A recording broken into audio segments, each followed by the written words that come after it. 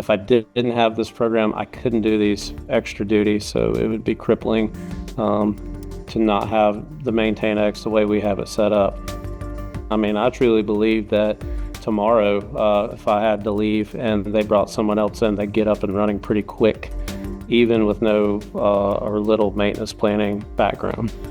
What MaintainX has done for us is it's given the maintenance department real hardcore numbers as far as how long we were out there, how much time we spent, those things. So there's no longer this sort of divide between maintenance and production, arguing over, how long something took to repair. With everything being so well documented in real time, it's kind of hard to dispute that. We've lost probably 4 techs, I know, since we started using this program, and our output is exactly the same.